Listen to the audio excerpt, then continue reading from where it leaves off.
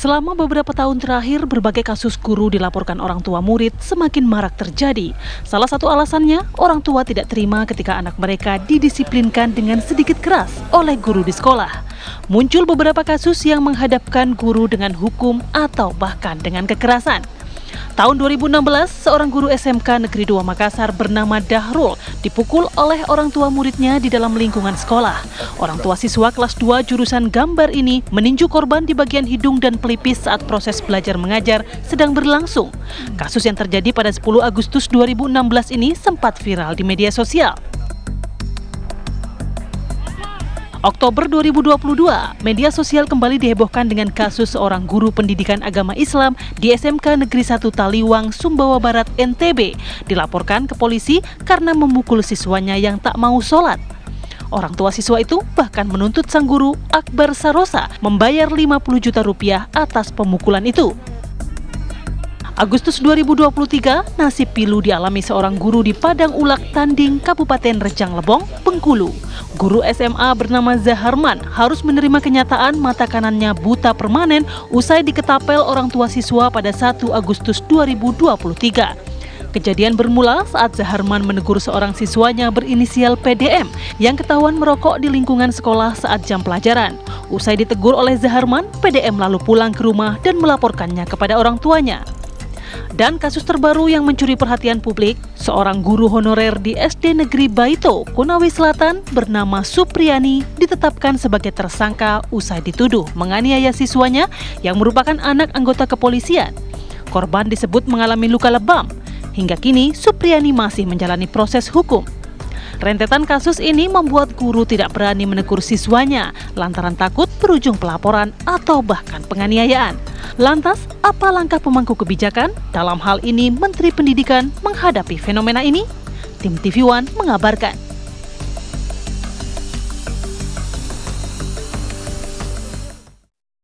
Ya, dunia pendidikan Indonesia kembali tercoreng. Kali ini kekerasan tidak melibatkan anak didik, dalam arti korbannya bukan anak didik, tetapi justru kriminalisasi dari guru yang terjadi saat ini. Beberapa kasus yang tadi sudah diangkat di paket yang sebelumnya kita sajikan, apakah ini menandakan ada fenomena aneh dan harus ada penanganan khusus terkait kekerasan di dalam dunia pendidikan. Kita hadirkan beberapa narasumber yang sudah hadir pada pagi hari ini.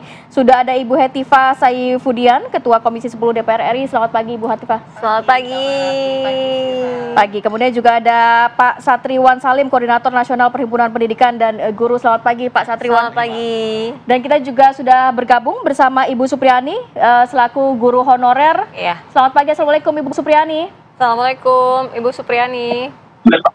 Halo. Iya.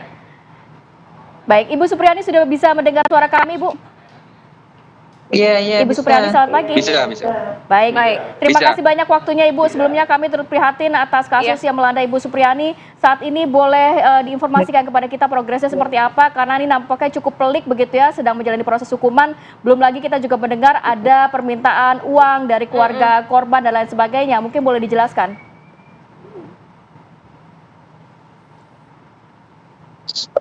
Iya, itu prosesnya sekarang kita masih menjalani proses persidangan Ibu Supriani. Sidang ke hari ini keempat ya, masih pemeriksaan saksi-saksi dari pihak jaksa penuntut umum. Setelah itu nanti dari saksi-saksi dari pihak Ibu Supriani selaku terdakwa. Ya, dari sidang yang sudah berjalan, kemudian dari saksi-saksi, seperti apa keterangan-keterangan yang disampaikan, Mas Andre? Ya, kalau dari persidangan yang kita sudah lalui, kebetulan kemarin telah diperiksa saksi anak ya, saksi anak, dan di situ ada anak korban dan anak saksi ada 3 orang. Nah, sejauh ini kita lihat bahwa keterangan anak ini yang katanya melihat langsung ini memang dari awal kita sudah menyaksikan bahwa anak ini bisa dijadikan pedoman untuk menuduh Ibu Supriani. Karena apa? Apa yang disampaikan oleh anak-anak ini di kepolisian yang termuat dalam BAP ternyata itu berbeda keterangannya pada saat kami periksa di persidangan ya. Baik itu misalnya waktu kejadian, jam kejadian, terus bagaimana itu terjadi. Itu banyak sekali memang kejanggalan-kejanggalan, termasuk kenapa tiba-tiba Ibu Supriani misalnya datang memukul, itu bahkan tidak dijelaskan katanya. Jadi termasuk anak itu dipukul, dia tidak teriak, tidak ada reaksi. Setelah dipukul dia masih menulis. Nah, ini kan kejanggalan-kejanggalan sebenarnya yang memang dari awal kami sudah duga bahwa ini dimainkan di tingkat kepolisian. Keterangan-keterangan anak ini bahkan kalau kita lihat BAP itu serentak semuanya, atau seperti copy paste antara keterangan yang anak yang satu sama anak yang lain, seperti itu. Ya, kalau untuk korban sendiri kabarnya ada luka yang terlihat begitu ya? Iya, kalau itu luka juga kami sudah konfirmasi kemarin, dan memang foto-fotonya kan sudah banyak beredar. Nah, kalau dari keterangan anak ini kan katanya dipukul pakai sapu 1 kali, itu pun dipukul tidak keras. Nah, kemudian kita melihat lukanya, itu lukanya banyak sekali, ada beberapa titik luka yang tidak beraturan, termasuk ada luka yang bengkak dan berair. Nah, itu yang aneh. Nanti kami akan meminta untuk ahli forensik untuk menjelaskan lebih lanjut apakah memang mungkin seperti itu, bahwa ada pemukulan 1 kali yang tidak terlalu keras menimbulkan luka yang banyak seperti itu. Tapi pada saat kejadian, menurut informasi yang disampaikan oleh Ibu Supriyani, artinya pemukulan itu dilakukan di mana dan apa peristiwa itu, kejadiannya bagaimana? Iya, kalau dari Ibu Supriyani termasuk dari gurunya yang wali kelas 1. Ibu Supriyani ini kan guru kelas 1B kan. Kalau untuk wali kelas guru 1A itu Ibu Lilis. Nah, itu jelas keterangan mereka bahwa memang tidak ada kejadian itu. Tidak pernah ada kejadian pemukulan atau penganiayaan di tanggal 24 itu. Itu terkonfirmasi bukan cuma keterangan Ibu Supriyani, tapi Ibu Lilis yang merupakan wali kelas 1A itu dari jam 7 pagi sampai jam 10 pagi sampai pulang dengan anak-anak kelas 1A itu nggak ada kejadian seperti itu. Jadi cuma mendasarkan keterangan 3 anak tadi ini yang menurut kami yang kami sudah bahas tadi. Oke, tapi Ibu Supriyani ini memang mengajar dari sang anak ya? Kan walaupun wali kelas B, sang anak di kelas 1A, tapi tetap mengajar anak tersebut ya Pak ya? Enggak. Ibu Supriyani tidak mengajar, karena Ibu Supriyani mengajar di 1B. Oh, oke. Ada gurunya kelas 1A, Ibu Lilis. Pernah berinteraksi?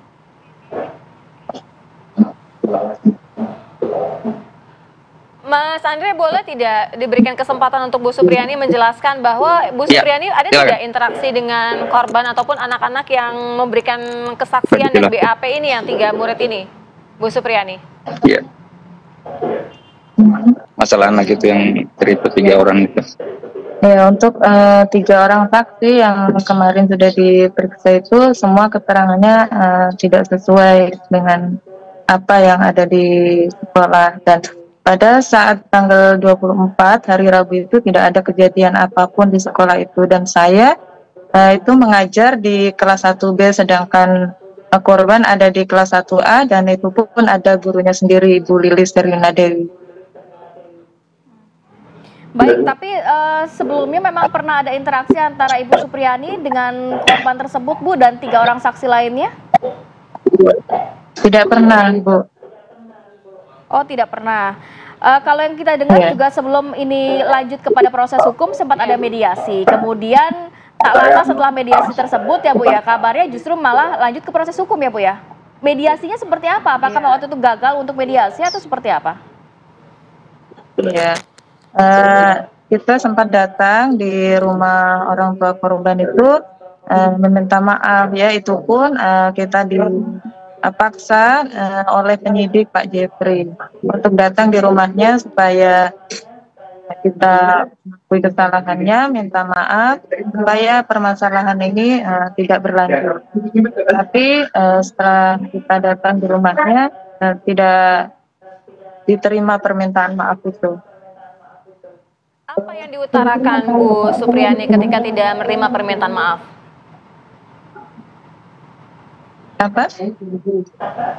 Apa yang diutarakan ketika mereka tidak menerima minta maaf ataupun permohonan Ibu? Ya, orang tua korban tetap tidak terima bahwa luka itu tetap saya yang dituduh untuk memukul luka tersebut. Kalau Ibu bisa ceritakan Bu pada saat kejadian, artinya Ibu tidak menyentuh korban sama sekali pada peristiwa itu tidak ada begitu Bu?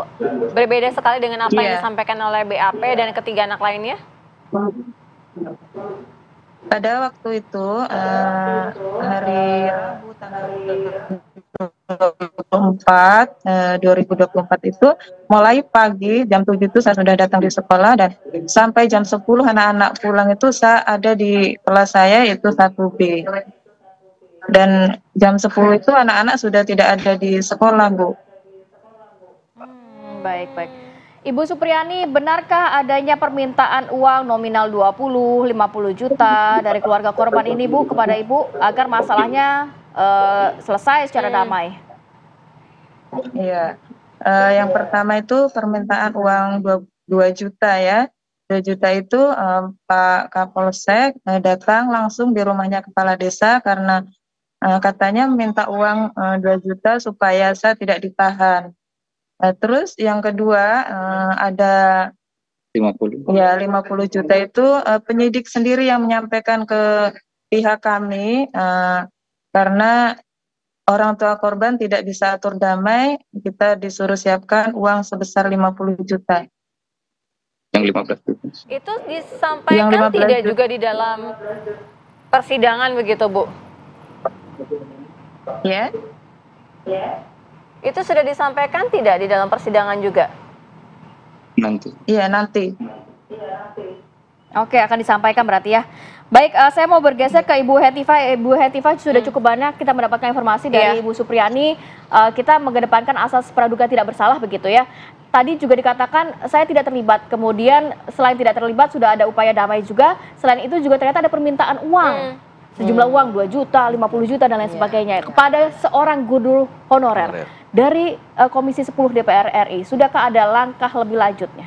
Iya, jadi kami di Komisi 10 langsung ya menghadap kepada pimpinan DPR RI.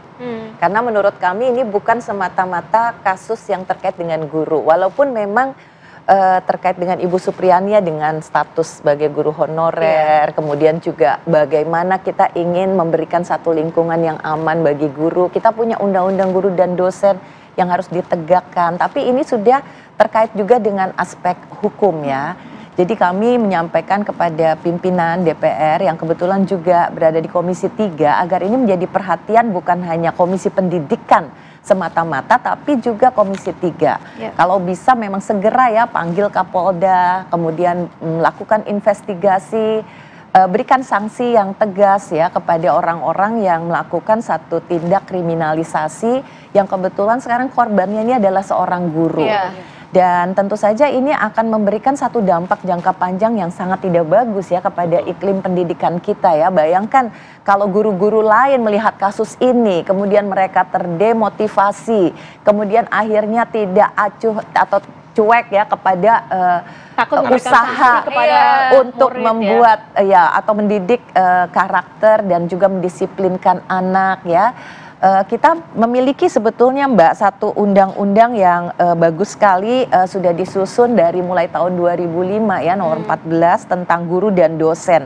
Dan saya bisa bacakan di dalam pasal-pasalnya itu sebetulnya secara tegas mengatur bahwa bukan hanya pemerintah tapi juga masyarakat, organisasi profesi, satuan pendidikan wajib memberikan pelindungan kepada guru-guru ya baik itu profesi maupun keselamatan kerja dan juga yang paling penting lagi di pasal 39 ayat 3 ini adalah pelindungan hukum. Nah ini pelindungan hukum ini terhadap tindak kekerasan, ancaman, perlakuan diskriminatif, intimidatif, dan perlakuan tidak adil dari pihak peserta didik. Bisa juga kan seorang anak murid kepada gurunya melakukan satu tindakan kekerasan, tapi juga dari orang tua peserta didik, ini yang sempat dari ya, Bu, ya? masyarakat dan bisa birokrasi. Jadi kalau ada seorang aparat ya birokrasi itu bisa ada di berbagai instansi yang melakukan satu proses tadi kriminalisasi dan juga pihak-pihak lain ya. Menurut saya ini bisa kita gunakan pasal ini. Kalau sebelumnya kan kita biasanya hanya fokus kepada peserta didik ya, dan apa yang digunakan itu undang-undang pelindungan anak. Nah, dan sudah ada kasus guru-guru yang memang terkena jika dia terbukti di dalam proses profesionalnya melakukan tindakan kekerasan kepada siswa atau peserta didik, dia bisa dipenjara ya, dan ada kasus-kasus sudah terjadi. Tapi ini kan ada juga undang-undang yang melindungi sang gurunya. Iya, Nah, ini sesuai dengan sekali hukum kita dan apa yang terjadi menimpa dengan Ibu Supriyani ini ya. Iya, jadi saya sangat optimis sekali gitu ya dengan kasus yang diceritakan oleh Ibu Supriyani. Kita juga memiliki sebetulnya regulasi atau legislasi, bahkan ini sudah di dalam bentuk undang-undang ya, yang harusnya ini bisa digunakan untuk melindungi dan juga memastikan bahwa pelaku itu mendapatkan sanksi yang tegas, sehingga keselamatan dari guru-guru termasuk Ibu Hetifah, tapi ada tidak langkah secepatnya mungkin memanggil Ibu Supriyani untuk memperjelas bagaimana dengan duduk perkara, kemudian pendampingan secara hukum juga kan sesuai dengan hukum yang ada gitu berlaku? Iya, jadi saya juga senang dengan acara hari ini ya, mendapatkan kejelasan. Tadinya kita juga berharap ya dengan banyaknya dukungan, ini seharusnya sudah bisa segera diselesaikan ya. Tetapi ternyata masih berproses ya, dan masih ada proses sidang dan sebagainya. Kami yang rencananya akan berkunjung ke lokasi untuk menginvestigasi secara langsung dalam bentuk kunjungan spesifik, teman-teman dari anggota Komisi 10 untuk bertemu dengan beliau dan juga tim di sana. Oke, nanti saya mau ke Pak Satriwan. Kalau melihat ini kan tadi tidak hanya satu kasus dari Ibu Supriyani, tapi juga ternyata ada yang mata gurunya diketapel oleh orang tua, kemudian ditonjok dan lain sebagainya. Ini kan miris sekali ya. Nanti catatan Anda seperti apa kita akan sambung lagi di segmen berikutnya. Tetap bersama kami di Apa Kabar Indonesia Pagi. Harus ada satgas segala. Baik, kita lanjutkan kembali perbincangan. Saya mau ke Pak Satriwan. Kalau melihat ini kan kasus satu dari banyaknya kasus mungkin ya. Mungkin banyak juga yang belum terungkap begitu ya terkait kriminalisasi guru.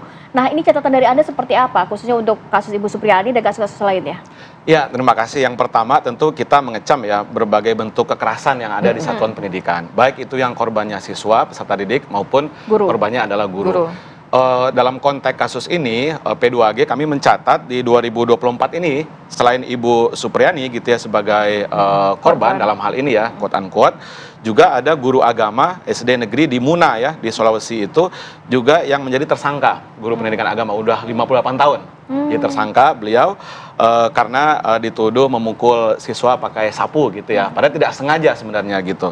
Sekarang juga proses hukumnya sedang berjalan di Muna, kemudian juga guru PJOK ya di Wonosobo yang dimintai ganti rugi sebesar 70 juta karena dia melerai anak yang sedang berkelahi, Bu Hetifah, tapi justru dilaporkan dia yang memukul anak gitu oleh anak tersebut gitu. Nah, sekarang sedang proses juga gitu. Padahal salah satu faktor untuk mendisiplinkan sang anak gitu ya. Nah, yang banyak juga di 2023 tadi diantaranya di Ketapel gitu ya. Kami mencatat ada guru SD di Gorontalo dianiaya oleh orang tua karena dituduh mencuri gitu. Banyak sekali. Ada yang naik tapi. Ya, betul. Nah, jadi ini terjadi ya, ada yang lebih parah itu di Demak ya, yang guru MTS dibacok ya oleh siswa gitu. Faktor apa ya yang membuat hal-hal seperti itu malah justru tidak terkendali gitu? Iya, kami melihat memang yang pertama adalah tentu sekolah madrasah harus menjadi tempat yang aman, yang nyaman ya bagi tumbuh kembang anak, bagi warga sekolah termasuk juga guru gitu ya.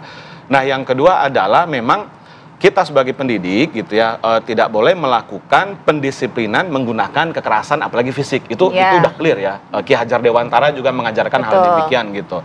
Nah, yang keliru adalah ketika ada upaya-upaya kriminalisasi tadi gitu. Dan Bu Hetifah tadi udah menjelaskan di Undang-Undang Guru Dosen jelas banget tuh ada 4 jenis perlindungan terhadap guru. Perlindungan hukum, profesi, kesehatan keselamatan kerja, dan hak atas kekayaan intelektual. Nah, persoalannya adalah ketika terjadi kayak gini nih, guru-guru itu ramai sekali di grup-grup WA Guru se-Indonesia. Kami jadi takut Pak katanya untuk mendisiplinkan anak gitu karena kami takut dipidanakan gitu. Di Bima itu guru SMK Negeri Bima 2023 menegur anak Bu Hetifah karena merokok. Kamu ngerokok, malah anaknya nonjokin gurunya gitu. Nah, itu terjadi juga gitu. Jadi kita jadi takut sekarang nih mendisiplinkan anak gitu. Nah, poin yang pertama yang harus dilakukan adalah satu, kami pikir Permendikbud 46 tahun 2023 itu harus diberikan sosialisasi dan pelatihan kepada guru, orang tua juga dan murid gitu ya. Bahwa kekerasan atas nama apapun dalam bentuk apapun baik oleh guru, oleh murid, orang tua murid itu tidak boleh dilakukan di lingkungan sekolah. Itu yang pertama. Nah, yang kedua, kita memang harus belajar kembali disiplin positif mungkin Bu Etifah gitu ya. Bagaimana guru-guru mendisiplinkan murid gitu kan, tidak menggunakan kekerasan, ya kan, tidak ada sentuhan-sentuhan fisik gitu. Nah, yang paling pokok jika terjadi seperti yang Ibu Supriyani gitu ya di Konawe ini udah lain cerita, ini udah kriminalisasi gitu ya. Dan pemerintah dalam hal ini pemerintah daerah termasuk Kemdikbud, Kementerian Dikdasmen wajib memberikan pendampingan secara hukum karena itu ada di Permen 10 tahun 2017 tentang pelindungan terhadap guru dan tenaga kependidikan. Nah, kami apresiasi teman-teman PGRI sudah melakukan advokasi karena beliau adalah anggota PGRI, tapi kami yang sayangkan adalah dari pemerintah daerah kami belum melihat ada pendampingan gitu terhadap betul. Nah, karena apa? Dalam Permendikbud nomor 10 2017 guru berhak mendapatkan bantuan hukum dari bahkan Kementerian. Ada catatan yang tadi disampaikan beberapa guru juga ada mungkin dalam tanda kutip pemerasan begitu ya, sampai uang 70 juta rupiah dan lain sebagainya. Betul. Nah, ini kami pikir harus diselidiki ya Bu oleh Provos, oleh kepolisian gitu ya, karena ada dugaan ke sana gitu, investigasi yang mendalam gitu. Karena kasihan sekali beliau guru honorer gitu dizolimi seperti ini. Apalagi tidak melakukan apa-apa gitu, bahkan menyentuh sang murid pun tidak gitu. Betul, tadi Bu Etifah sudah menyatakan di Undang-Undang Guru dan Dosen, termasuk di Permen 10 2017, dijelaskan bahwa yang namanya perlindungan secara hukum itu, guru berhak mendapatkan perlindungan dari upaya intimidasi, ancaman gitu ya, kekerasan dan seterusnya. Nah, ini kan kami menduga ya ada upaya pemerasan gitu ya, pendiskriminasian gitu. Harusnya oknum orang tua tadi bersimpati, mestinya ini guru honorer loh yang upahnya hanya 300.000. Pak, tadi dari catatan itu kan memang disebutkan sampai dengan tahun 2023, 2024 berarti mengalami peningkatan begitu ya. Endingnya semuanya seperti apa? Rata-rata kasusnya seperti apa ujungnya? Iya, kalau di guru yang menjadi korban memang rata-rata banyak juga guru yang mediasi dan memaafkan. Jadi saya pikir disitulah lautan kesabaran guru gitu ya dalam mendidik. Kebanyakan pada akhirnya yaitu guru memaafkan. Tetapi dalam konteks hukum dalam hal ini gitu ya, polisi terus juga melakukan proses hukum gitu ya, persidangan dan seterusnya. Seperti yang di Demak itu kan itu terus anaknya bahkan jadi tersangka yang membacok guru gitu ya. Kemudian yang di Rejang Lebong, yang di Bengkulu, yang di Ketapel itu juga, tapi itu saling melaporkan Bu. Karena gurunya memang ada indikasi melakukan kekerasan juga, tapi orang tua juga melakukan kekerasan sampai guru ini matanya buta gitu ya. Kemudian di Bima juga demikian. Jadi macam-macam di Lamongan juga di SMP. Jadi ada yang berakhir dengan mediasi damai gitu ya, tapi banyak juga yang terus proses ke ranah hukum gitu. Damainya artinya juga tidak ada membayar begitu kan ya? Karena tidak, kan tadi kan ada mungkin ganti rugi atau apa, tidak ada ya, difasilitasi oleh Dinas Pendidikan itu terjadi. Tapi yang kayak sekarang terjadi di Wonosobo ini masih proses, gurunya dimintai 70 juta. Ya, yang tadi Pak Marsono namanya guru PJOK. Karena rata-rata mediasi itu ada yang sebagian meminta uang ya, salah satu dengan Ibu Supriyani juga kan dimintakan uang begitu ya. Sebetulnya yang penting ke depan itu adalah bagaimana kita mencegah ya. Karena kan ini udah alarm ya, udah dalam kasus ya darurat. Saking banyaknya. Hanya data yang kita miliki kebanyakan adalah kekerasan yang terjadi kepada peserta didik, sementara kekerasan kepada guru itu sedikit sekali. Jadi sifatnya seperti kasus-kasus ya, sudah terangkat baru ada si ini di sini, ada si ini di sini. Tapi mungkin ini juga gunung es. Jadi di sini kan melibatkan berbagai pihak ya, termasuk orang tua. Seharusnya itu memahami betul sebenarnya sampai di mana mereka harus berpartisipasi dalam proses pendidikan. Tapi juga tidak boleh intervensi terlalu jauh. Nah, sementara anak-anak pun juga demikian gitu. Karena memang ada juga anak-anak yang bermasalah, anak-anak yang sulit diatasi, atau mungkin terlalu mengganggu bahkan menjadi pelaku bullying bagi teman-temannya juga, perundungan. Nah, seharusnya guru pun diberikan dukungan dalam bentuk misalnya ada ahli, kan di sini ada badan mungkin ada BK ya, bimbingan dan konseling.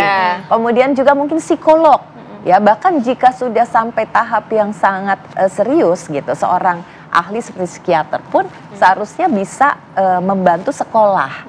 Supaya guru itu kan punya keterbatasan juga, dia tidak ahli semua hal dalam hal kesejahteraan psikologis anak.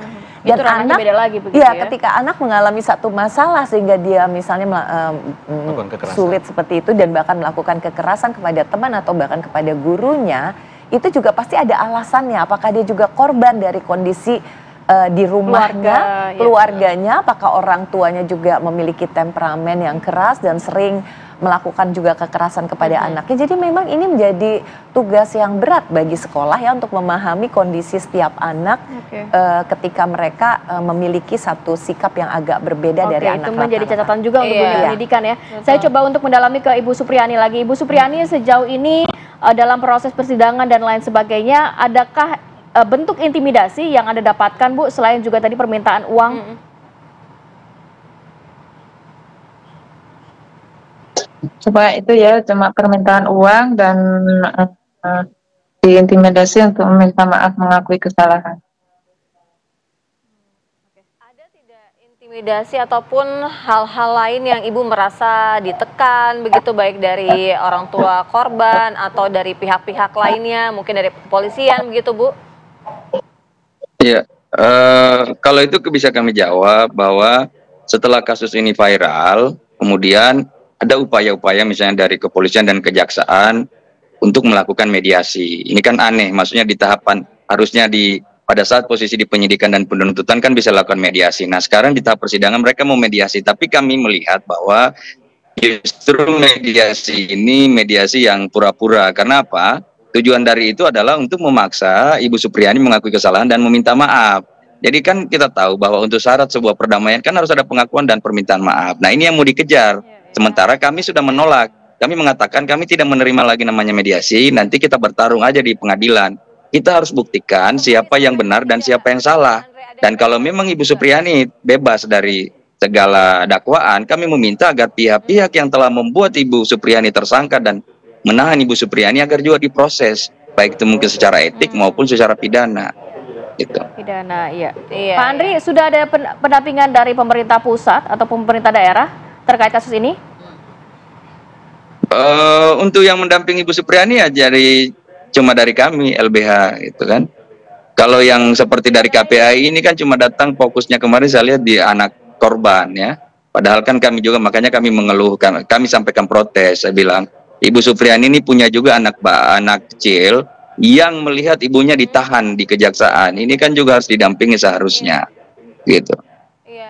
Ibu Hetifah mungkin bisa ketika nanti akan melakukan investigasi, berangkat ke sana, bisa juga kan bertemu dengan pemerintah daerah setempat untuk memberikan perlindungan secara resmi gitu, perlindungan hukum. Memang itu wajib, seharusnya pemerintah wajib memberikan dukungan. Baik, kita nanti akan dalami lagi, usai jeda pemirsa, kami segera kembali. Baik, kembali lagi di Apa Kabar Indonesia Pagi. Saya mau ke Pak Satriwan. Kalau melihat ini kan cukup banyak catatan begitu ya mengenai guru yang menjadi korban kriminalisasi guru. Nah, sebenarnya bagaimana sih mekanisme bentuk pengaduan dan juga advokasinya untuk guru-guru yang menjadi korban? Apakah sudah ada wadahnya? Ranahnya kemana sih sebenarnya? Ya, sebelum ke sana saya jawab dulu yang pertama yang menjadi pokok di Undang-Undang Guru Dosen pasal 14 ayat 1 ya, poin F itu dikatakan guru berhak memiliki kebebasan dalam memberikan penilaian, ikut menentukan kelulusan, penghargaan dan atau sanksi kepada peserta didik sesuai dengan kaidah pendidikan kode etik dan undang-undang yang berlaku. Ada sanksi di situ juga ya? Betul. Yang terakhir yang G, guru berhak memperoleh rasa aman dan jaminan keselamatan dan kesehatan dalam melaksanakan tugas. Dalam ini kan justru keselamatannya, keamanannya justru terancam, terganggu gitu ya. Berarti sudah jelas melanggar undang-undang guru dan dosen. Nah, yang kedua mekanisme.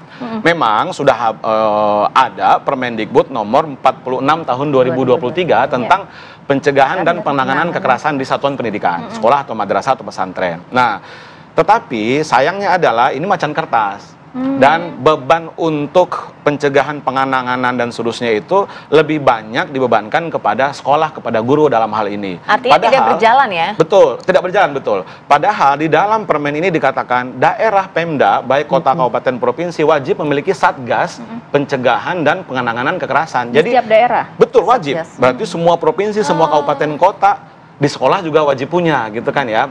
Nah, jadi kalau ada indikasi kekerasan, di permen itu ada 6 jenis kekerasan.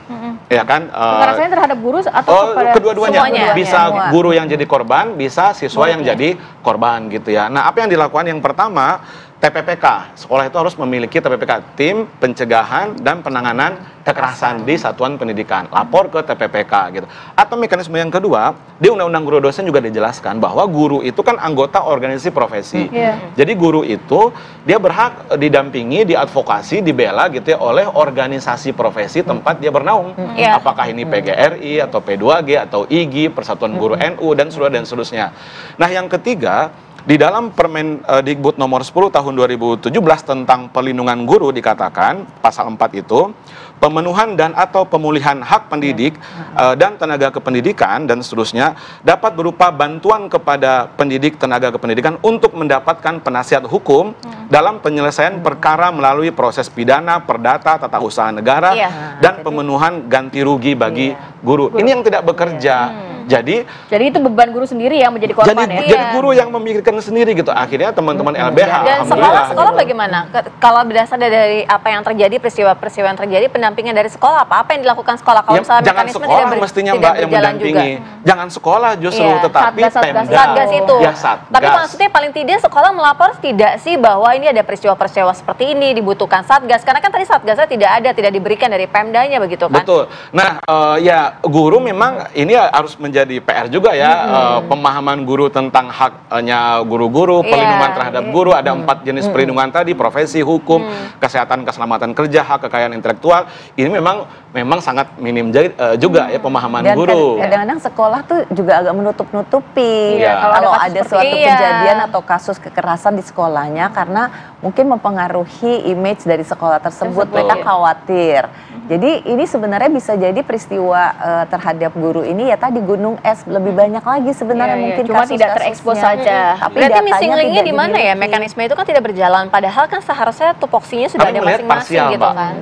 Kami melihat parsial. Aturan Permendikbud ini parsial gitu. Jadi Satgas dan seterusnya itu berdiri sendiri-sendiri, beban untuk pencegahan dan penanganan kekerasan itu dibebankan kepada sekolah, padahal tugas guru itu kan banyak ya, tidak hanya persoalan kekerasan ya Bu Hetiva, mengajar, membimbing, melatih, jadi pembimbing ekstrakurikuler, wali kelas, bla bla bla gitu kan.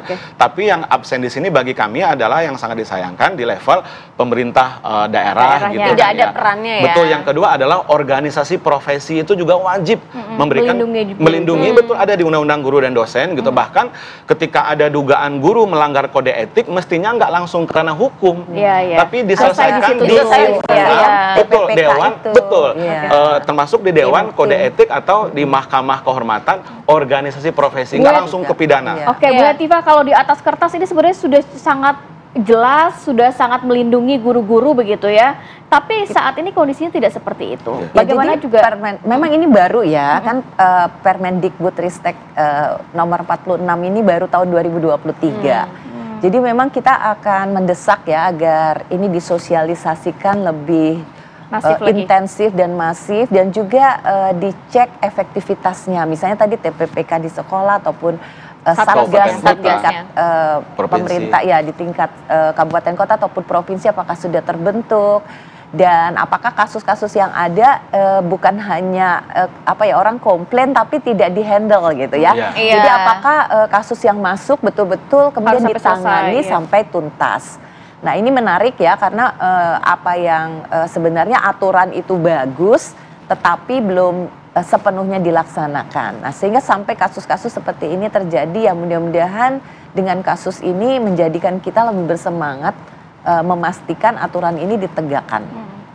Tapi paling tidak begini, ketika ada guru-guru seperti kejadian yang sudah ada ya, guru-guru juga berusaha untuk mendisiplinkan anak murid. Jangan sampai tadi Ibu Hetiva sempat bilang ya, jangan sampai guru juga jadinya trauma kan, ingin meluruskan. Nah itu bagaimana ini ya? Ini menarik ya, sebab sekarang ada satu tuntutan yang memang berbeda terhadap guru, dan harus dicari berbagai metode untuk bisa mendisiplinkan anak dengan cara-cara baru.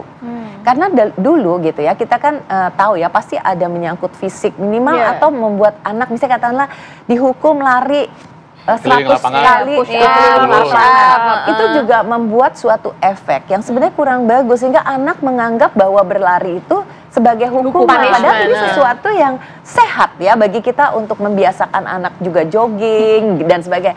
Nah, jadi berarti mungkin bentuk-bentuk hukuman itu juga harus kita ciptakan gitu ya, sesuatu yang memberikan efek tetapi tidak membahayakan si anak dan juga tidak memberikan dampak yang juga negatif untuk jangka panjang. Trauma-trauma yang tidak perlu gitu. Seperti anak trauma berolahraga karena dia selalu menganggap olahraga itu hukuman. Nah, ini menuntut guru untuk juga lebih memiliki satu kedekatan tersendiri, dan tadi ada ahli-ahli baik itu bimbingan konseling maupun psikolog yang bisa memahami kondisi psikologis setiap anak. Kalau memang sudah ada indikasi anak ini berbeda, kemudian ada kecenderungan dia juga bisa menjadi harus ditangani oleh pelaku ahlinya, kekerasan, ya memang harus ditangani oleh ahlinya. Tidak bisa seorang guru yang tidak bisa. Bukan tanggung jawabnya dia ya. Betul. Bu Hetifah, tapi kalau melihat kan saat ini miris ya, sebenarnya kan guru ini pahlawan tanpa tanda jasa. Kemudian juga di mana semua ilmu itu diberikan oleh guru kepada muridnya. Tapi saat ini justru marwah guru ini sudah hilang. Nampaknya banyak murid, orang tua murid yang tidak respect lagi. Bagaimana mengembalikan hal ini, Bu?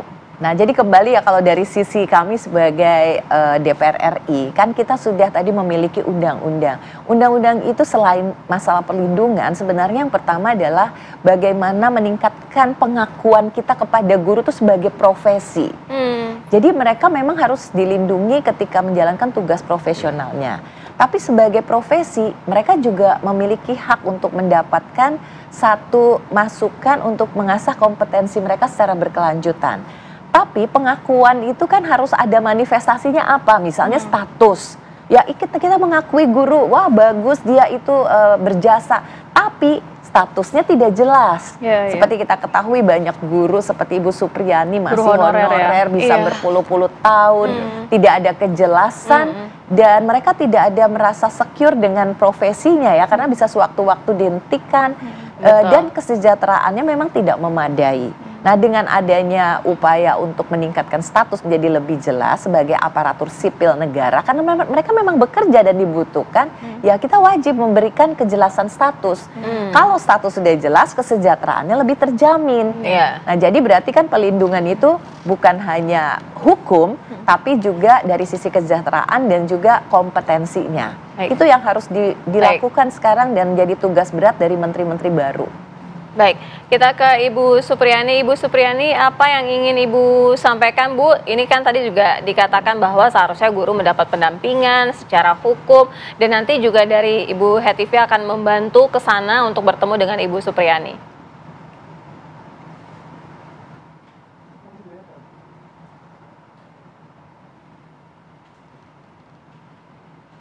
Baik, Ibu Supriani.